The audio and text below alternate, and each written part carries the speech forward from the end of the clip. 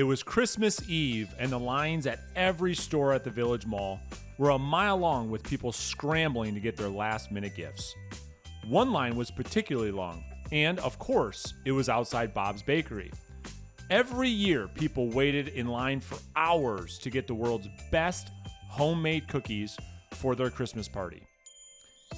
In the week leading up to Christmas, Bob would generate 50% of his annual revenue in just this 1 week alone. Each year, people from all over would be sure they got their cookies from Bob's Bakery. Many people say that the cookies they got from Bob's Bakery are the highlight of their Christmas parties. For the past 2 years, however, things weren't so great for Bob's Bakery.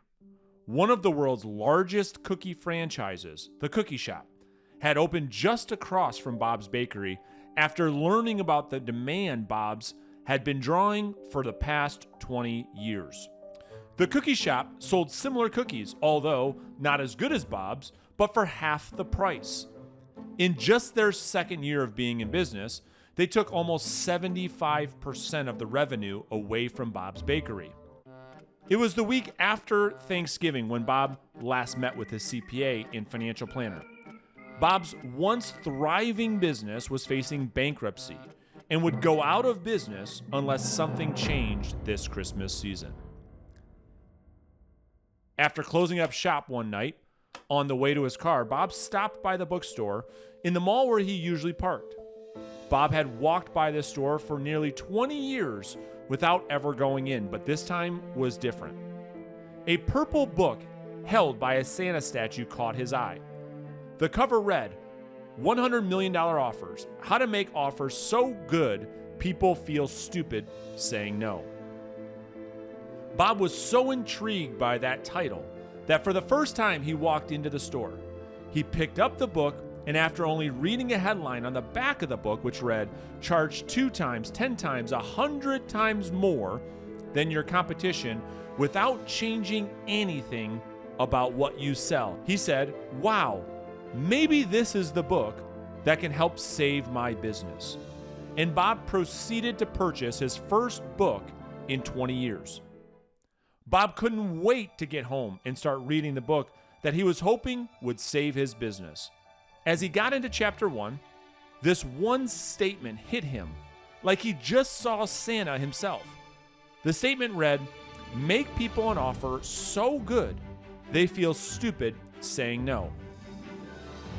After reading that, Bob said to himself, that's it. If I can make an offer like this, I can get people coming back to my bakery and save my business. But how? As Bob continued to read chapter 1, he started learning about something called Grand Slam offers. Bob couldn't believe the words on the page.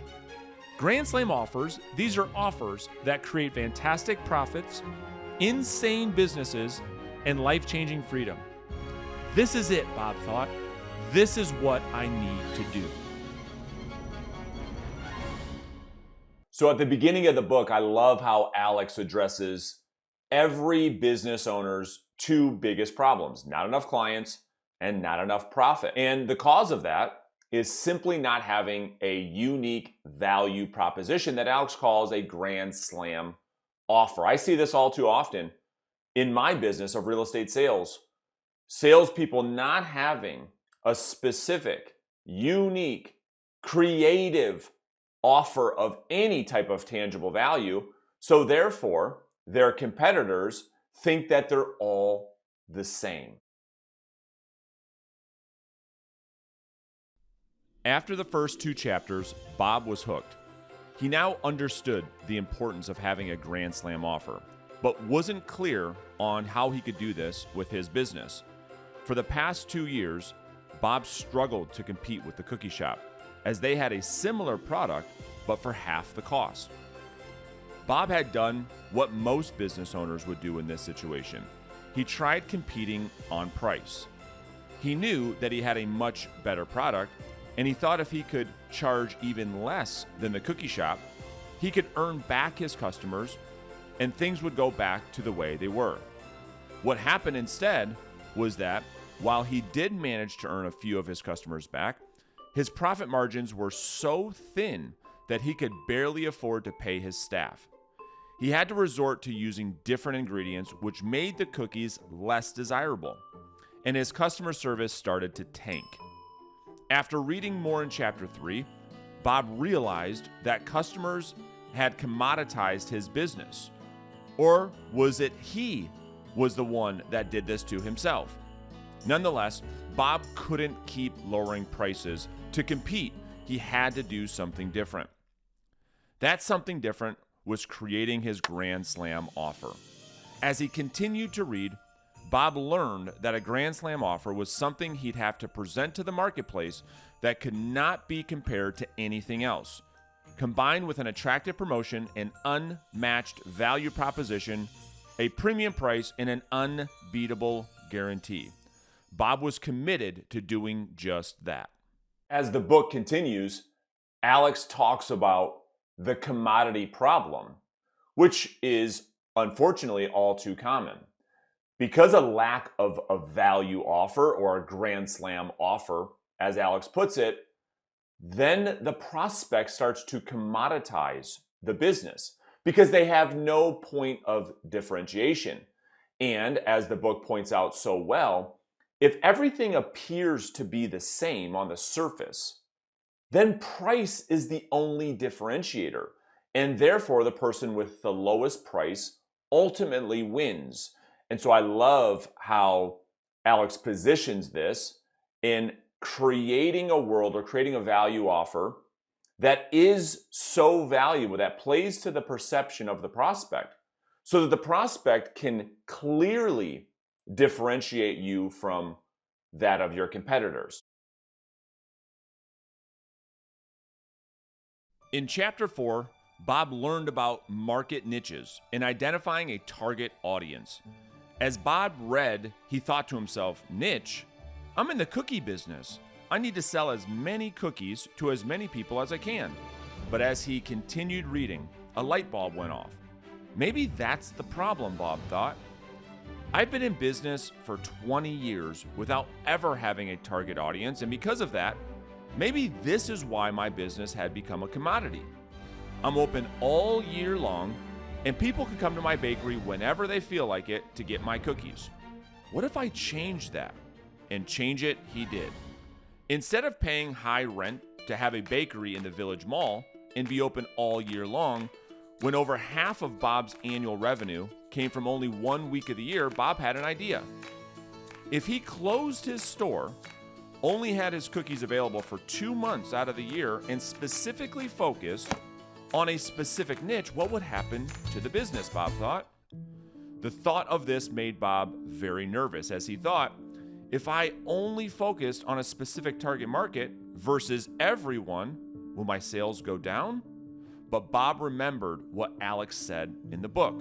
The riches are in the niches. And so Bob made the decision. After reading Chapter 4, Bob decided to get rid of his storefront, which saved him a ton of money, and created an online cookie service. Instead of selling just a few cookies at a time, Bob's Bakery would now specialize in corporate and in-home holiday parties, where the minimum cookie order would be 50 cookies. In addition, Bob also decided that he'd only be open for business in November and December to have true built-in scarcity with his customers. If people wanted the absolute best cookies for their parties, and that they did, they'd only have a chance once per year to make that happen. In the next part of the book, I think this is absolutely critical, where Alex talks about niching down. He talks about the riches are in the niches. And for most business people, most new entrepreneurs, most new salespeople, this is a concept that is extremely difficult. This was difficult for me in the beginning too, because our thoughts and our process in our mind, when it comes to niching down, it brings out a lot of the scarcity in our mindset. A lot of people believe if I go after a more narrow market, doesn't that then mean, or result rather, in less business? And it's not until you actually do it. It's not until you actually niche down. It's not until you actually focus on a specific demographic or a specific target audience that you really understand the value of niching down. Because when you niche down, you become so valuable to that target audience. That target audience starts to think, wow, that offer, that business, that person was put here to help me specifically. And as a result, allows you as the business owner to charge premium pricing.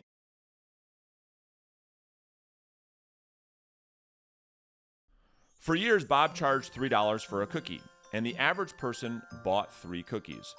For the people who bought cookies for their party, however, they usually bought 2 to 3 dozen. But as a result of the cookie shop opening just across the hall, Bob was forced to cut his prices in half just to stay competitive. But all of that was about to change. Because Bob was no longer hostage to lower prices from the competitor just across the hall, with his new online business, he now had a specific audience that he would serve like no one else. He had plans to make an offer to his future niche that was so good that he felt they would feel stupid saying no. As a result, Bob took the advice from the book and decided to charge a premium price for his handcrafted, homemade cookies that when he told his wife the price, it made him smile.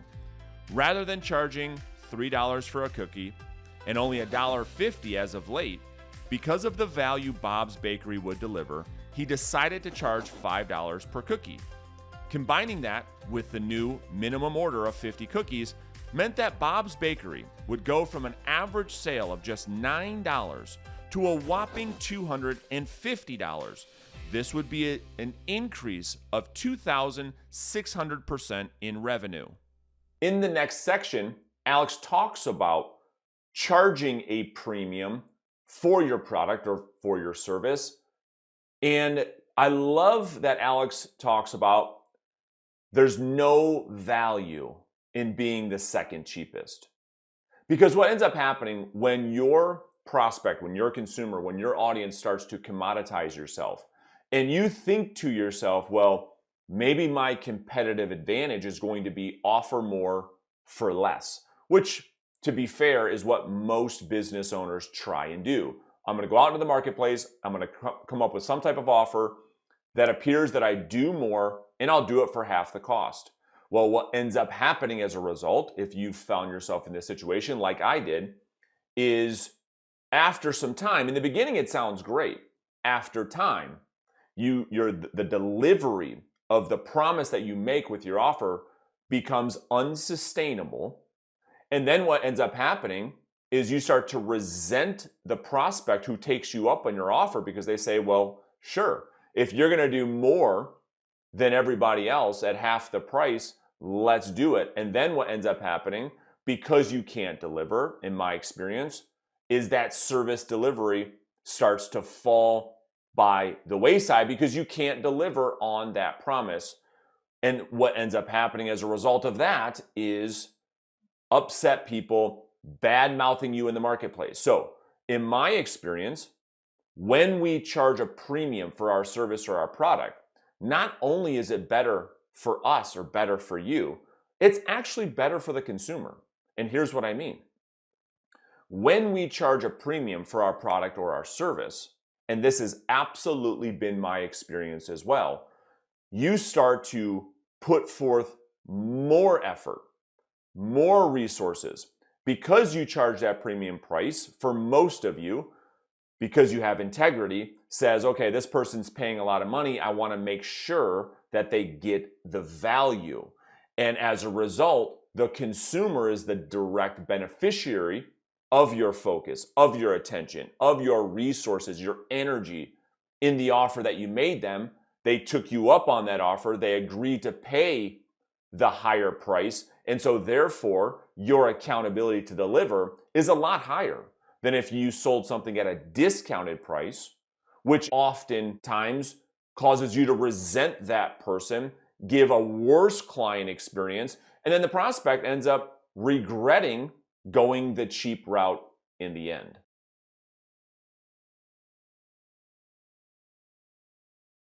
Now that Bob had his niche, increased his prices, it was time to create his offer. an offer so good that people would feel stupid saying no. Bob knew he had to offer something extremely valuable to his target market for all of this to work. As he continued to devour the book, he learned about the value equation. Dream outcome times perceived likelihood of achievement divided by time delay times effort and sacrifice equals value. After learning about the value equation, Bob went to work. He started to break down each section one at a time as he built his offer. He started with the dream outcome. Bob's customers wanted one thing: amazing cookies that everyone talked about at their holiday party. Because Bob would now charge a premium, he had the money to use the very best ingredients, and not only that, but each cookie was handcrafted to perfection. It was mission critical that anytime someone bit into a cookie from Bob's bakery, from this moment on, they would say it was the best cookie they'd ever have in their life. Once Bob had the perfect recipe, he had to make sure that his cookies were in fact the best. So Bob put his new cookies to the test. He had his wife buy cookies from every major competitor in the town. He then made his own cookies and had 100 people over his home to test the cookies. Each person would try each cookie and score them against each other without knowing which cookies came from which bakery. Bob had done it. All 100 people scored Bob's cookies to be the best. Once Bob had the perfect recipe, he moved on to number 2 in the value equation: perceived likelihood of achievement. After Bob and his team brainstormed, they had it. A week before each event, Bob would visit the customer who ordered cookies for their holiday party and have them taste test the cookies. The host of the party would have the opportunity to try the cookies before their party to ensure their guests would be blown away. This way, the host would be 100% certain that they would indeed have the best desserts for their guests. Next, it was time to move on to part 3 of the value equation: time delay. Instead of people having to drive to the mall during the busy holiday season and fight the madness, Bob's customers would now be able to place their orders online from the comfort of their home or their office. Not only that, but they would also be able to lock in their dates of their holiday parties months in advance without ever having to worry. Once Bob figured out part 3, it was on to part 4 of the value equation: effort and sacrifice. No longer would Bob's customers have to drive to the mall, wait in long lines to get their cookies. Bob's Bakery would now deliver the cookies on the day of the holiday party, set them up for the host, and include 2 servers that would serve dessert after dinner. As a bonus, the servers would also clean up after dinner so the host could spend the time with their guests versus slaving in the kitchen. So this is really the meat of the book, is creating your offer. And in this section of the book, Alex goes in great depth for us to understand how it is that we play to the perception, because most of us have heard in our business careers at some point in time, you've got to deliver value, you've got to provide value.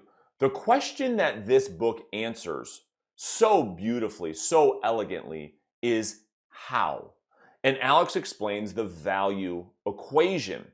And once you go through this part of the book, you start to think to yourself, wow, I can really increase the perception of what it is that I do, and the key thing being a perception, so that the prospect can clearly understand how it is that you are different, what it is that they'll be getting as a result of doing business with you versus your competition.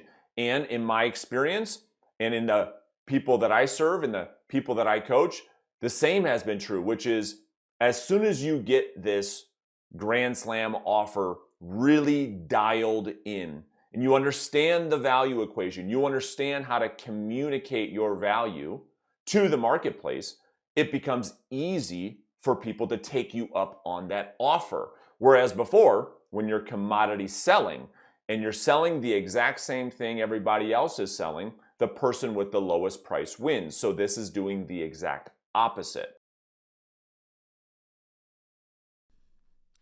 Now that Bob had created his Grand Slam offer, he continued reading the book that would surely save his business. In Chapter 11, he learned about enhancing his offer to make it so valuable that people would truly feel stupid saying no. The Grand Slam offer wasn't enough, Bob thought to himself as he read Chapter 11. I want to make an offer so desirable that the demand for our cookies is so high that we'd be sold out for years in advance, Bob told his team. So that's exactly what Bob's Bakery did.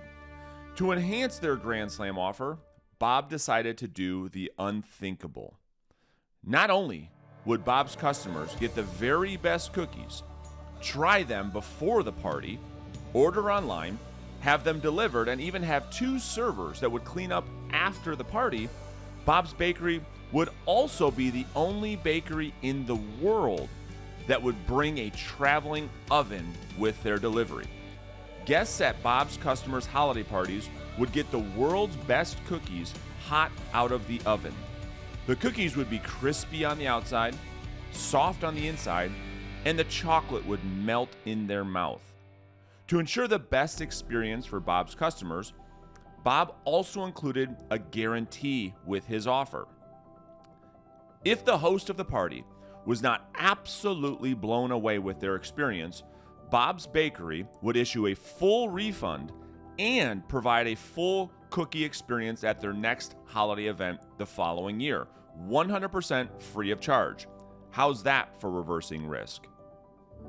So the next section of the book is probably one of my favorites, which is enhancing your Grand Slam offer. So it's one thing to have an offer that seemingly is extremely valuable to your marketplace, but by enhancing the offer, Alex talks about offering guarantees and doing certain things that truly make the offer designed in a way to get people to say yes, in his words, making it so that people feel maybe stupid saying no to the offer. And enhancing the offer with things like guarantees is the way that he outlines in the book. In my experience with the people that I serve, the real estate agents, the real estate salespeople, this is a very, very difficult thing for people to wrap their mind around. Why? In my experience, it's because most people, their product or their service that they are offering to the marketplace isn't the best. It isn't the greatest. So when you ask that person, hey, listen, have you considered putting in some type of guarantee to transfer the risk off of the prospect, put that onto yourself to deliver? They think to themselves, well, I can never do anything like that because my offer or my service or my product isn't that good. And so therefore I can't guarantee it. So Alex talks a lot about in his content and in his book, one of the greatest things you can do as a business owner, as an entrepreneur, is to first have the product, have the service truly be the best. Because it's only when it is the best that you know what it is that you do truly provides an amazing experience for your market that you can come up with the Grand Slam offer, that you feel comfortable and confident coming out there with a guarantee because you are so confident of what it is that you do. And when you do, people think to themselves, wow, I've got really nothing to lose. After finishing the book and a lot of planning and hard work, Bob's Bakery now had their Grand Slam offer ready to hit the market. Bob felt the offer was so good that people would feel stupid saying no, and he was right. After launching his new online store with his Grand Slam offer the next holiday season, Bob's Bakery sold out in just 2 weeks. They had so many orders from in-home and corporate holiday parties that in just their first holiday season with their new offer, Bob's Bakery made more profit in just 2 months than they had in the last 10 years combined. As demand grew, Bob's Bakery achieved their goal. They were sold out for 5 years in advance. As a result, Bob's Bakery launched in all 50 states and grew to become the world's most successful bakery in history. All because of what Bob learned in the purple book he saw that day in the bookstore.